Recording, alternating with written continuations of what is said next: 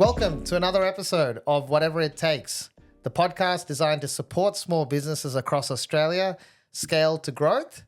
We help businesses across Australia to do that by getting esteemed guests on our show who are subject matter experts and are ultimately going to give you some cool tips and tricks to help you. On the show today, I am graced to be joined by Nick Bednal. Nick is a content writing specialist. I'm excited to actually get onto this episode. He's got so much to share. Nick, welcome to the show. Well, thank you very much for having me, Alvin. Nick, we're going to tell the audiences a little bit about yourself and who you serve. I own a business called Hunter Scribe, which is a copywriting agency that writes content for finance and property professionals. Great. And how long have you been in the content writing space itself? How long have you been doing this for? I used to be a journalist and I started my business in 2018. I've been a professional writer now for 15 years. Wow. I'm sure you've seen writing change and the way that communication is done. I'm sure you've seen it evolve quite a bit. It has evolved a lot, including, and we might touch on this a little bit later, there's a thing called AI that's come along as well. Oh, that little chestnut. Exactly. Of course. Yes, of course. Today's topic is probably an area of discussion I'm hearing around my business groups almost every week, and that is, what is good content and how do you write good content? And I think it's awesome that you're on the show today because hopefully we'll be able to educate our audiences who just maybe don't know where to start. So tell us, what is content in itself? Let's start at the bare bones of it all. Well, I think maybe the best way to understand it is to make it part of a larger term, which is content marketing. Content marketing is when you use content to market your business. By market your business, I mean promote your business.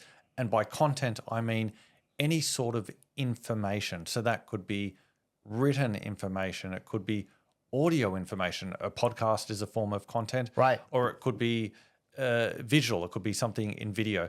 So content marketing is when you use content to promote your business. I mean, content could be quite a broad term, or content marketing even in itself. How does one know what to write? Okay. Well, that is a very good question. I'd break it down in a few different ways. First, you want to find out who your ideal customer is. Yes. In fact, you know what? I'd like to use a hypothetical example that I think everyone can relate to, and I might refer to it several times during our discussion. So imagine you are a personal trainer. I like this example because everyone knows what a personal trainer does. So as this hypothetical personal trainer, you first need to think about who your ideal customer is. Are you dealing with anyone and everyone? Okay, maybe. Are you dealing with specific types of people? Maybe you only deal with women, or maybe you only deal with men. Yeah. Maybe you deal with people who have a particular injury, or maybe you deal with people from a particular age group. Whatever it is, you as this hypothetical personal trainer should work out who your ideal customer is.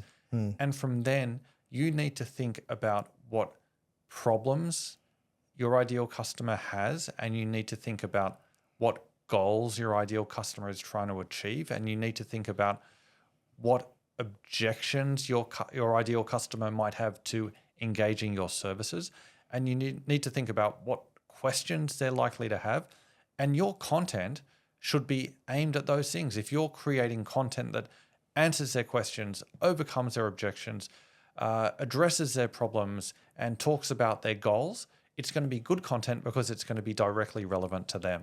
If, again, we go back to the personal trainer example, I've met a couple of female personal trainers who like to deal with women who are either pregnant or who have recently given birth. This is something they're personally familiar with. So they understand that kind of customer, and they understand the goals that sort of customer might have, what their fears might be, what their concerns might be, and they can speak very naturally to that sort of person.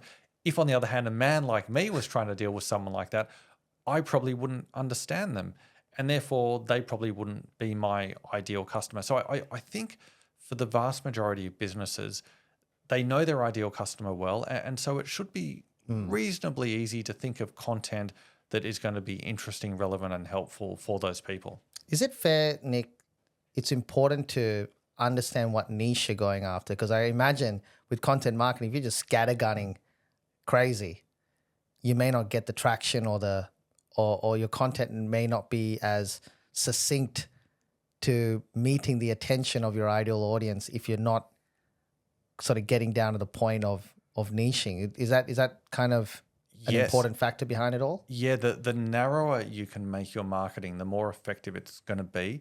But the challenge for business owners is, in order to make the marketing narrow, you have to exclude Oh, yeah. groups, and that is scary because as business owners, and I've fallen into this trap too. You think, oh, I don't want to drive any potential customers Yes. away. I'm trying to attract customers. I'm not Right. trying to drive them away. But again, let's go with this hypothetical personal trainer example, and let's go back to that idea I mentioned: a personal trainer aimed at women who are pregnant or who have recently given birth. If you put out marketing that talks about pregnancy, I've been pregnant, I've had 2 children, I specialize in helping other women who are currently pregnant or have recently given birth. I know exactly what you're going through. If everything you're talking about has some sort of pregnancy angle, those women are going to feel like you're speaking directly to them. Relating to them. Yes. And the reason they're going to feel that way is because you are speaking directly to them. But if you felt, you know what, I specialize in those clients, but I don't want to scare away other clients. Well, the only sort of marketing you could do then would be very vague general marketing. It would have to be, I help people, not women, I help people get fit. Okay, great. Now you're appealing to everyone. But the problem is, if you're one of these women who is pregnant or has recently given birth, they don't know that you specialize in their area. Yes, So why would well they said. choose you? And if they are looking for someone who specializes in that area and they encounter another personal trainer whose marketing is very narrow and just Yes. talking about pregnancy, they're going to go with that other personal trainer. Being relatable is so important. It stops saturation sort of occurring with competition, because when someone has a problem, they search for answers relative to that problem on keywords. In this example here, it's one thing just to write something up, but it's another to have very niched, targeted content that can be relatable to the ideal client at the end of the day.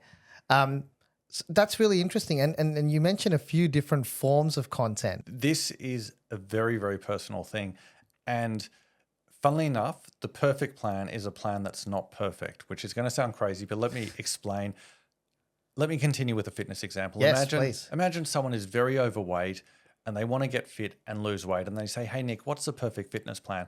Well, I would say, well, Alvin, the perfect fitness plan is to run 20 kilometers a day. Now, if we tell someone who's obese to run 20 kilometers a day, That's a big ask. exactly. And chances are they're not going to start because it seems overwhelming. Or maybe they will do one 20-kilometer run, but then they'll be absolutely destroyed and they Right. certainly won't back up. What would be better would be an imperfect plan Yes. that they are going to be able to execute. So it might be something like, and again, this is someone hypothetically who's very overweight, very unfit, maybe is lacking confidence. Let's just give them something attainable. So it might be, I just want you to walk 500 meters a day. Just walk around the block once. And that's not a perfect plan, but it's much better than what they're doing now, which is nothing. And then after a while, once they build up some fitness and some confidence, they can increase from 500 meters to 1 kilometer. And then after a while, they can increase further or start Yes. doing other things. But if they had started with the perfect plan, the 20 kilometers, they would have ended up doing nothing. So Yes. I would say to the business owners out there listening to this, the ideal plan for you is going to be one that's not perfect and is going to be one that you feel as though you can start now and that you feel is sustainable, one that you can continue. And the reason it's important to have one that's sustainable is with marketing, you almost never succeed in the short term. It's not one piece of marketing that delivers you success. Correct. It's a sheer accumulation of marketing, and you only get that sheer accumulation if you've got some sort of structure that allows you to keep doing it on a regular, ongoing basis. So pick something that you think will be sustainable for you. It doesn't have to be perfect. And if you are able to keep doing it on a regular, ongoing basis, you will, over the long term, have some success. That's actually a really good way you answered that. Because I think too often people are searching for this polished plan or this shortcut to grabbing attention, but I don't think that's how it works based on what you're sort of saying. It's so much better to run at the capacity that you feel comfortable doing, and in that process being authentic, right? I think you don't have to be a massive influencer, but people are attracted to people, and naturally they're attracted to who you are and your voice. I think it's important not only because it differentiates you from others because there's only one of us, but I think it also ties in with what we said a moment ago about doing marketing that's sustainable. Because That's right. if your marketing is not authentic, you're not going to feel comfortable with it, and you won't be able to sustain it because it just won't feel right. If you do marketing that is authentic, it is going to be comfortable, and that will allow you to keep doing it on a regular, ongoing basis. So when you mention sustainability and on an ongoing basis, frequency is important, isn't it? Yes. In the world of content. Yes, absolutely. With content marketing or any form of marketing, you get results. Quality is important, but so is quantity. If we go again with the fitness thing, if you're overweight, you can have the world's best workout, but if you only do one workout, you're not going to achieve anything. Right. It's much better to walk around the block once a day, every day, than it is to do one killer 2-hour workout. Yes. So that's why it's so important to be consistent, and don't pick a perfect plan if you're not going to be able to do it consistently. Pick something that you can do on a regular, ongoing basis. You've got a lot of exposure around what's good content marketing versus maybe some questionable ones. Where does the role of titles and hooks and thumbnails of disruption come in? Because I'm finding that's becoming overly prevalent with businesses and influencers, where they're just trying to put a line out there that would get attention. But when you sometimes watch some of the stuff they do, it's completely misaligned or it's not holistically true. It's almost like they baited you in. You see that with news articles. I see that a lot on YouTube. Have you noticed that? I've seen a lot of that. Yeah. What's your thoughts on that? I would say that's not good marketing, because although you'll probably get someone to click that one time, once they realize they've been sold a false promise, they're not going to look at your marketing again. You've destroyed that trust. You need to play the long game with marketing. And even if that means your headlines or your thumbnails maybe aren't as sexy, if people who click on that thing see that you've delivered what you've promised, then you give yourself the chance to get their attention a second time, a third time on an ongoing basis. I think one of the problems people have with marketing is they're trying to succeed too quickly. Now, to continue the fitness example, if someone is really overweight and really unfit, you just can't get fit and lose 100 kilos in one day or 1 week. It's going to take a year. It's probably going to take a few years, and it's going to take a lot of work and a lot of effort. We all want the shortcut, but that's not how life works. We all want the thumbnail or the headline that's going to give us 1 million new customers, but that's not how it works. No. We have to be prepared to do the work and play the long game. There's no alternative. It's just general psych, isn't it? With audiences, they're attracted, like you said, to what's easy, what's quick. But in truth, I mean, where content marketing sort of sits in is almost like you're helping them through that education phase or knowledge period, but they're just trying to make sure that they're leading towards a good decision. That's actually the key word you use, education. Traditional advertising that a lot of us grew up with on TV, it's kind of sell. Yeah. It's very Daniel's sales. direct. Yeah, exactly. It's look at me, I'm the best, I've got this amazing product, it'll change your life. It's all me, buy. Content marketing, as you said, it's educational. So you're not actually talking about yourself, you're talking about your customer and their fears and their problems and their goals. And you're trying to position yourself as a trusted expert with the idea that maybe in a few months or even a few years, when they need your service, you're going to be the first person they think about because you've been the one who's been educating them. It's very much a long-term thing, and it's based around educating and serving rather than look at me, I'm the best, buy my stuff. Yeah. I think in total transparency, that's exactly what the Whatever It Takes show has been all about. We've been very vulnerable and open about that. Hasn't actually been about the businesses. It's in the people giving. And when I come across somebody who's going through a challenge, say in cash flow, for instance, I'm able to relate to them, but then also say, hey, check out episode 3. I just had Joseph Essie on from Business Growth and Exit Specialist, and that's all we talked about, cash flow management. It's like you said, being a subject matter expert and positioning yourself as one amongst probably many that are just trying to sell. Yeah, the best marketing doesn't feel like marketing. So why would people want to consume your marketing? Well, they would want to consume it if it's interesting, relevant, and helpful. They're not going to want to consume it if it's, look at me, I'm the best, buy my stuff. That's Real talk. Yeah. boring and that's self-absorbed. And that's why traditional marketing isn't effective. Maybe in the past when there was only one TV channel, you just had to put up with the ads because there was no alternative. That could work. But these days, We're on demand. exactly. And so that's sort of traditional, look at me, I'm the best, buy my stuff. Marketing doesn't work. What does work is this educational, helpful marketing. But the problem with that, it's counterintuitive, was people think if I want to sell something, I need to be salesy and I need to try to get a sale right now, maybe because I've got cash flow issues. Yeah. But what is more effective is if you play the long game, if you don't try to push for a sale now, if you say to yourself, what I'm going to do, I'm going to try to educate my customers, knowing that if I position myself as an expert in their eyes, in 6 months' time or 12 months or 18 months, That's when it. they need whatever it is that I'm selling, I'm the first person they're going to think of. Yep. And I think this is where it's important to understand that content marketing is not in isolation. It doesn't work by itself. Yes, I love that. Yes, that's so Even true. as a marketing agency owner myself, it's so important to stay in tune with what a content writer's writing, making sure the tone of voice is similar, making sure we're keeping the message consistent. And I think it's really important for our listeners to understand that it's not about doing content marketing on its own. It's about understanding how it's enabling the channels behind what you're striving towards for brand awareness or lead generation.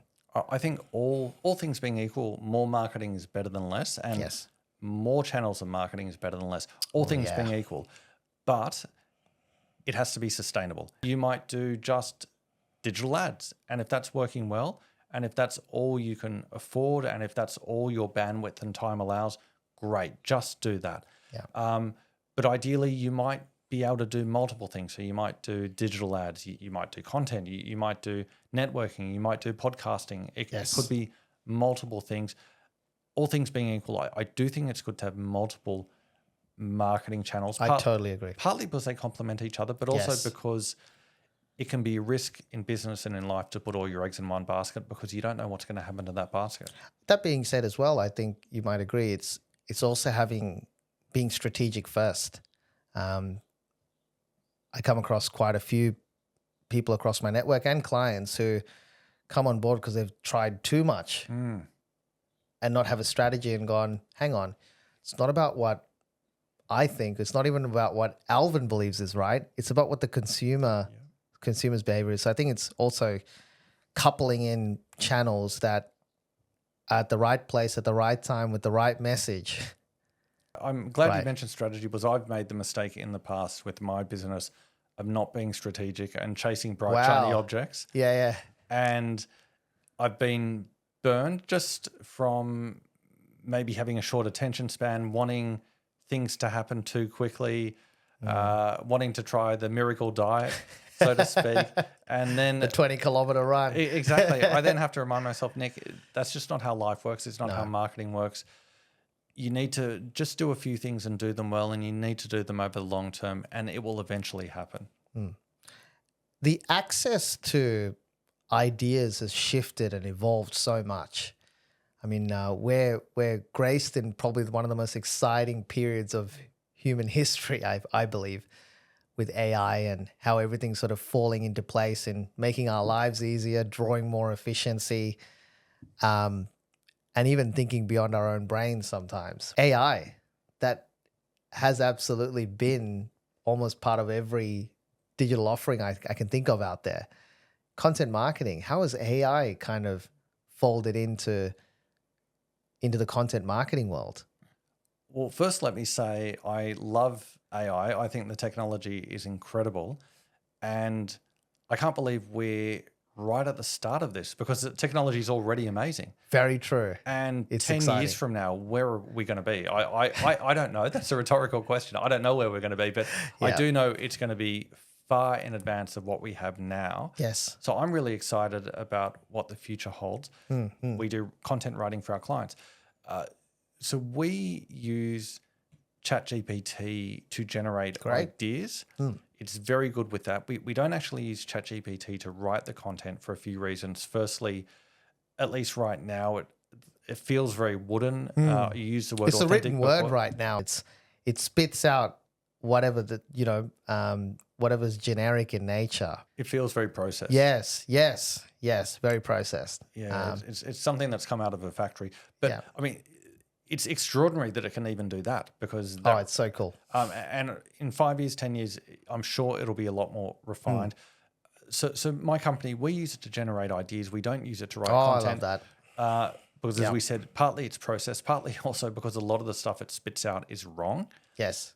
So this is why I say to people, certainly be open to using AI. Be wary of it though. If you're not a subject matter expert, it can be risky to use AI because you won't know whether the information that comes out is right or wrong. Now, I want to go back to this hypothetical example of the personal trainer who works with women who are or have been pregnant. If I had to write an article about it, I don't know anything about it. I wouldn't know if what ChatGPT told me was accurate or inaccurate. If, on the other hand, I was this hypothetical trainer, I could read the article and I'd be like, okay, 85% of it is right, 10% of it is kind of right, kind of wrong, 5% of it is just completely wrong, and I could edit the article accordingly. This is kind of the problem with this sort of technology right now. Yeah. Some of it is wrong, and unless you're a subject matter expert, you won't know which parts are right and which parts are wrong. ChatGPT is not a subject matter expert. It's an idea generator and a content provider.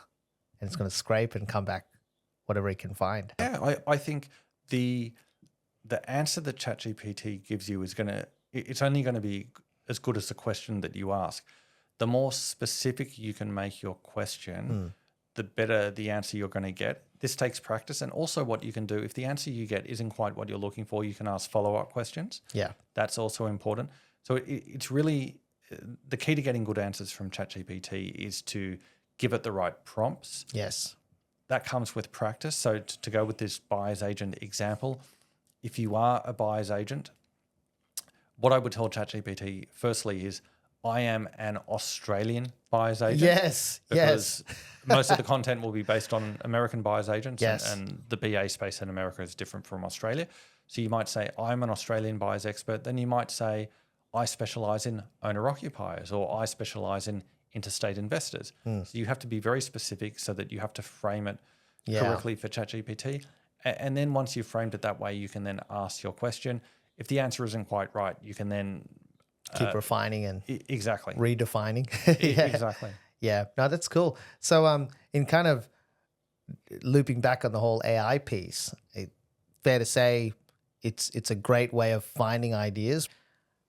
What would say there was John Smith and he just opened up a plumbing business. He's gone away from being an apprentice. He's worked in the industry for a while. Now he wants to open up his own plumbing business. Where should John start? What should John do? Very good question. Okay, so let's talk to John the plumber. Yeah. I'd say a few things to John the plumber. First, it's great that he wants to do marketing because the most important activity in any business, whether you're a plumber or anything, is sales. And the number 2 activity is marketing because marketing drives sales. So I'm glad that John wants to do marketing because it sounds like he wants to make sales. Yeah. The second thing I'd say to John is, although your business is new and therefore you really want to make sales immediately, get rid of that short-term mindset because it's going to cost you. You need to play the long game. Don't expect instant results from your marketing because the only sort of marketing that delivers instant results is fake marketing, where you just lie to people in order to get their attention, but that costs you in the long term because no one will do business with you again. Hence our example earlier with the clickbait titles. Exactly. Yeah. So, John, firstly, great, do marketing. Second, don't expect instant results. Play the long game. Third, pick something that is going to be sustainable for you. It doesn't have to be what someone else is doing. It just has to be sustainable for you. So, for example, if John isn't good with writing, don't do written content marketing. It's not your thing. If John just likes photography, well, you can take photos, put them up on Instagram, add a few words. That can be your marketing. It's not perfect, but it's much better than nothing. Or if John loves doing videos, well, he can shoot some videos. So John should do whatever works for him. And I'd also say keep doing it on a regular, ongoing basis. Again, don't expect short-term results. John's marketing is going to succeed only when he's created a sheer accumulation of marketing. Yes. And that's going to take at least 6 months. That's going to take time. Exactly. So he should just not expect any outcome from this, which sounds counterintuitive, because what's the point of John doing marketing? And then the final thing I'd say to John is don't do marketing that says, look at me, I'm an amazing plumber, book an appointment with me, I'm the best, because no one's going to want to consume that kind of marketing. Yeah. Put out marketing that potential clients would find interesting, relevant, and helpful. That might be John addressing common questions. It might be John explaining how to solve common plumbing problems. Yeah, or prevention. Prevention's a great one. Yeah. Any sort of questions or problems or goals that his typical customers might have. And creating that library of content, again, will help John become a subject matter expert in this space. Yes. Now, that wasn't something that had occurred to me, but yes, that is absolutely the case, because it's funny how creating marketing just forces you to find out what it is that your customers want to hear about. Yes. And you actually get to know your customers better, and you actually discover through a process of trial and error which messaging is more effective. Yeah, that's right. Absolutely. Well, I think we've taken away a lot of nuggets from today's episode. I for one, have also learned a lot from you, Nick. I'm very grateful to have you on the show. And no doubt there's some takeaways that our audiences can go away and try themselves and maybe ponder about. And then there's always yourself as an example that they can reach out to should they wish to leave it to the experts and get a bit of help. So, Nick, thank you for coming on the show today. Extremely grateful. I've taken away a lot from it, and no doubt we need to bring you back on the show at some point. Well, that's very, very kind of you, Alvin. Really enjoyed the chat.